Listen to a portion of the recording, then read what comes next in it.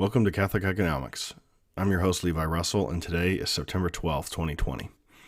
So today I'm going to be talking mainly about the prospects for the coronavirus stimulus package thing, and I'm going to do kind of a deep dive on inflation because I think there's been some interesting news recently, and just combined with what I've been talking about the past couple weeks with the Fed, I think it's some interesting stuff going on out there, some interesting discussions. Before I do that, I just want to remind you that I have the ability for you to support the show financially through Patreon or Subscribestar, and also through Anchor if you want to click the join button on there. I really appreciate your support, but mostly I just appreciate you listening and sharing the show with other people, because it's just great that there's so many people interested in economics from a Catholic perspective. So to start off, the coronavirus stimulus thing has been kind of an interesting topic, and the last couple of months have been about the second round kind of thing. I know that really I think it would be the fourth actual bill, but what has happened is that the Democrats have passed some kind of a package called the HEROES Act back in June, and it was never taken up by the Senate. So this was a bill that was passed just in the House, and then it didn't really go anywhere because it was so ridiculously spendy, and it had a bunch of stuff in there that the president didn't like and that a lot of Senate Democrats didn't like. And so I don't want to rehash all the whole thing, but what has happened recently is that the Senate tried to pass a bill, and the idea would be that you have the House passing a bill, the Senate passing a bill, and then maybe they have a conference committee to come up with one bill that's going to go forward. It's sort of a negotiation of the two. And what's interesting is that the Senate bill didn't spend nearly enough relative to what the Democrats in the House wanted. And it also did not include the Trumpbux or the bag or whatever you want to call it, the $1,200 per person payment at all. So the responses from a lot of the Democrats seem to indicate that they have kind of given up on that as well. And so it's kind of interesting to see that we got this one reprieve, we got this one time period, this one instance of these massive stimulus packages actually going to normal people earlier this year, back in April, and it just seems like it's not going to happen ever again. So 2008, the $787 billion and all of that, it seems like this is just going to be the same thing. Now, here's the deal. Because the Democrats blocked it, so Democrats plus Rand Paul voted no in the Senate on the Senate's bill. And so the issue there is that it's kind of interesting. Rand Paul, of course, he thinks it spends too much, although he has had some good ideas. I think he was in the right vein of thought when he was saying that he put forward a bill basically saying that education funding should just follow the parents, follow the kids. So if you homeschool, then you get the money. If you go to a private school, then the private school gets the money. So that would be great. So one of the important things here as well is that earlier this year, it was in August actually, the Democrats and Republicans agreed to split out the affliction stimulus package from the budget, because of course the fiscal year starts in October. So we've got to have some kind of bill or continuing resolution to fund the government. And so since they separated the coronavirus stimulus from the budget, then they were able to say, okay, we're going to separate that out. We're going to allow the the two of them to function separately, and so the budget talks can continue. Because of course, what would happen is we would get into some kind of a shutdown thing, where some percentage of the government wouldn't operate, and the media would be screaming about it for days on end. So hopefully they will be able to figure out how to deal with the budget issue, because we don't need yet another issue going on around the country. And the news on the stimulus is that now the bill is going to have to basically wait until after the election, because of course there's not going to be enough time to deal with the actual budget separately from the stimulus. Now, here's the thing. I think there's a distinct possibility that what they're trying to do, what the Democrats are trying to do specifically, is they wanted to separate the stimulus from the budget so that they could try to get what they wanted out of the stimulus.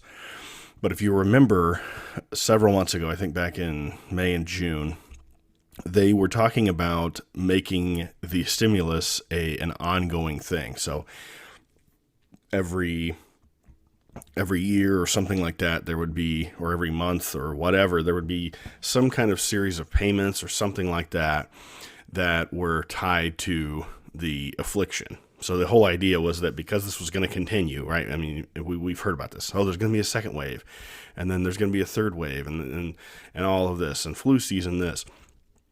So they wanted to have some kind of continuous stimulus, and of course, a lot of that was just their own political priorities and stuff like that.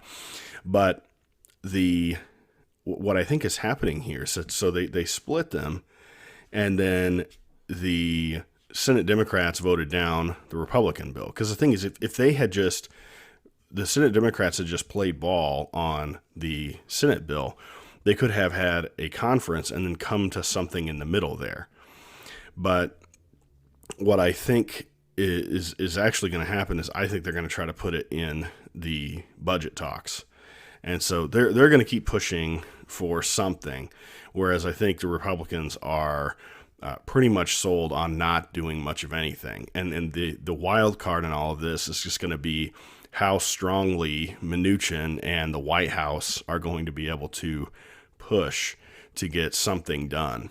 And all of this, of course, can be taken negatively or positively, depending on what you think about what should happen here. So I have my own take on it, but I'm not. I'm just trying to give you what's going on. I think it is interesting that even the Democrats have kind of backed off of the Trumpbux and the bag and stuff, because when Nadler made some comment about it, Congressman Jerry Nadler made some comment about the whole situation. He didn't even mention the bag. So it's kind of interesting that, the bag is one of the things that Trump and Mnuchin are really pushing for, and yet in all of the legislative branch discussions, that's kind of gone to the wayside. Now, it could just be that Nadler is just assuming that would be part of it because Mnuchin's on board, and even if McConnell isn't, he would fold like a cheap suit like he always does. Who knows? So I'll have an article on just the basic facts of all of that, just saying that the Democrats blocked the Republican stimulus.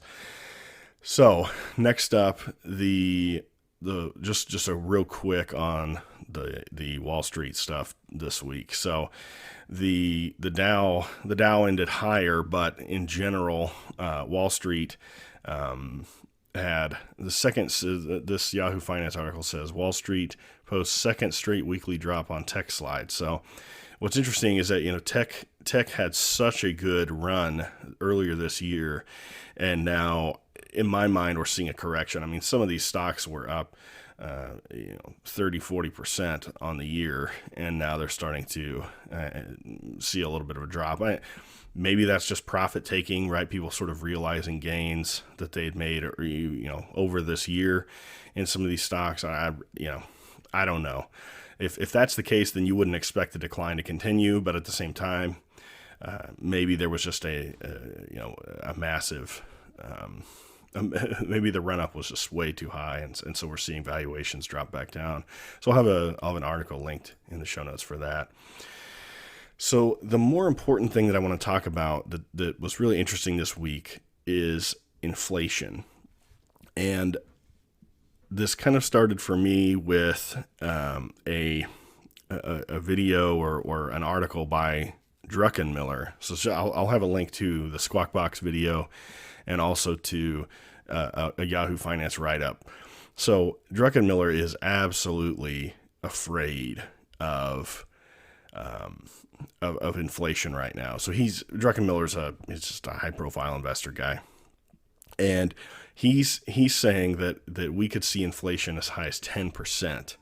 And the issue with this is that usually when you hear things like this, you're kind of, oh, come on, this is just silly, Peter Schiff style, waving your hands in the air and screeching kind of thing. But the reality is that the last few months, inflation has been running really hot, and so it could be the case that Druckenmiller is correct about this. The asset bubble, my view is that a lot of the stimulus and the low interest rates and all that stuff have pushed up asset prices, and so we've seen a big bubble in a lot of stocks. Just look at the markets over the last couple of years, right? So all of that, I think, is where those low interest rates that we normally would, in a very naive model, have thought of that going into consumer prices, and it hasn't. It's gone into asset prices. And what I think is interesting is that we've got this confluence of things where the Fed is changing its tune on inflation. And so they're going to this average inflation target where they're saying, we're not going to look at, this annual 2% target, right? And we're going to, and reassess that every month. We're going to look at, over a longer time frame, do we hit that 2% target? So if we've been running below 2%, which we have, then we're going to look to kind of catch that up as time goes on. So that is, I think, the policy piece of this. But I think also this year has just been so crazy. There's a lot of different things going on. And the first thing I want to add to Druckenmiller's discussion is this guy, Eddy Elfenbein, on Twitter, and he has a bunch of followers. I don't really know much about this guy, but he has this tweet on Friday. Over the last 3 months, core inflation is running over 5%. And so that seems like a pretty wild number. And so what does that mean? Does that mean that we've had 5% inflation over the last 3 months alone? No. What he's talking about is that we have annualized inflation at 5%. So in other words, if we stay on the track we're on with inflation over the last 3 months, right, if that continues over the rest of the year, then we'd be looking at an annualized 5% increase in in consumer prices.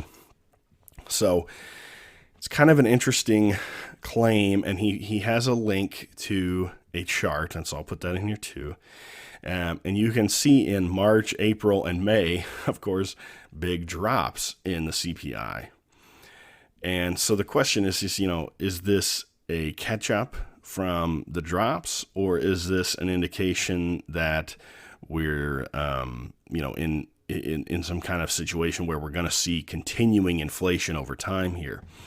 And again, there's reason to think this because, of course, the stimulus, all of that, of course, was to try to deal with these drops in consumer prices. I mean, that's part of the intention of this policy.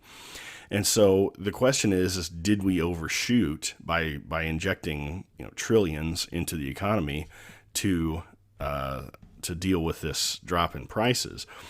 And so we're getting some data on that. We see I've got two pieces on this. I'll just put them both in here. There's two pieces on the most recent data. So the Elfbein tweet and the link that he provides, it gives you the June, July, and it also has the August number in here for CPI, all items less food and energy. So what that means is that's called the core PCE, core personal consumption expenditures. And so the AP has an article on this, and then there's another piece by Zero Hedge that I'll put on here. And it's just kind of interesting to read through what has happened with the consumer prices. And I think some indication that this is just a catch up, but I think at the same time, we can also, some of the things in here are kind of indicative that this isn't just catching up, and there might be more, in here. And an indication that things might be moving up for more than just the next couple of months to catch up for the big drop in March, April, and May. So the headline item on this AP article is used car prices. And so this is really interesting because, you have to think through all kinds of things when you're thinking about used car prices. You got to think about used cars, the used car market, the new car market, and you also have to think about the financing bit. So all of these three things are obviously tied together in some way. And so what you had is, all these car factories shut down earlier in the year. And so you've got one effect on the used car side where people aren't trading in their used cars to buy new ones.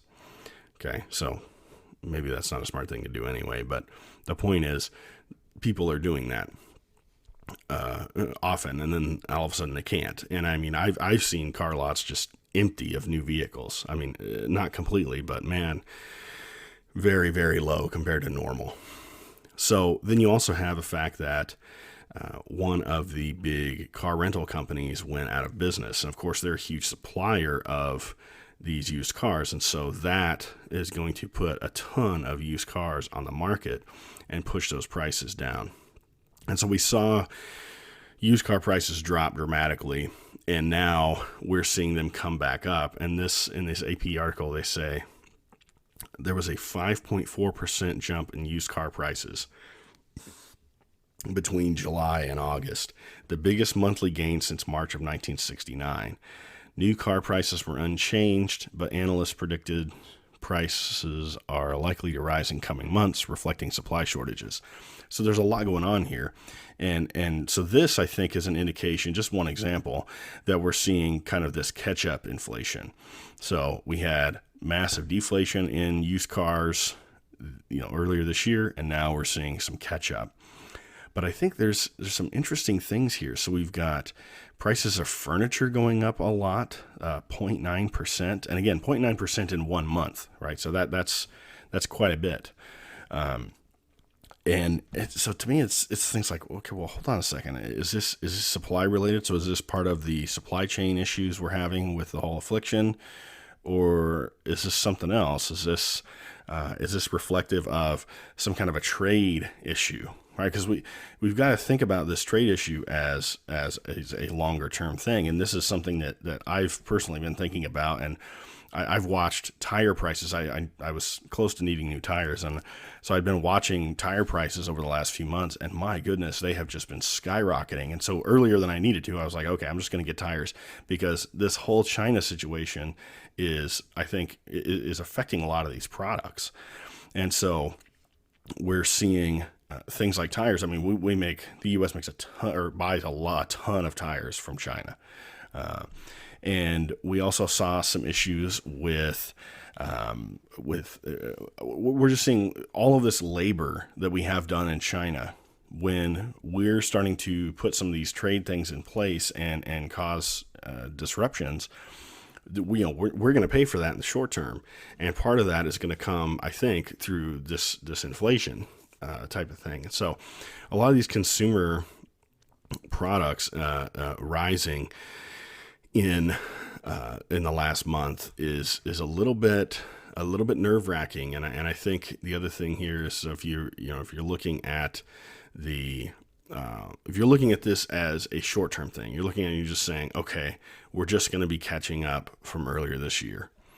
Okay, fine. But I don't see it that way because I think the trade issues are not going to stop. And honestly, I think to a degree, the uh, whatever the stimulus money that we finally get, probably, I'm not as hopeful on the bag thing, but we're gonna have some inflation with that too. And I think it's going to be potentially spread out over time. But now that the Fed is really not as focused on worrying about inflation, I think this is, again, we're kind of in this perfect storm where we really could see some inflation pretty seriously in a lot of these consumer products. So is that a good thing or a bad thing? I don't know. I certainly like to see things like the trade situation being dealt with, regardless of the fact that it could affect prices, because I don't think we should be trading with a superpower that hates us. I mean, I think it's that simple. But we'll see what happens here, and I'll probably have some more comments on the inflation thing next week as well, just because I don't think we're gonna stop talking about this. And I think really the lesson for this today is just when you're reading something about tech stocks dropping or inflation running really high, okay, that's fine, but look back 2 months too, right? And make sure that tech stocks hadn't had a massive rally. Of course they had. And make sure that inflation hadn't been running really low, which of course it had. So thanks for listening. I really appreciate you sharing the show, and hopefully we'll be able to figure this stuff out and see what's going on with all this inflation. Maybe they'll sort out the bag. Who knows? But there it is.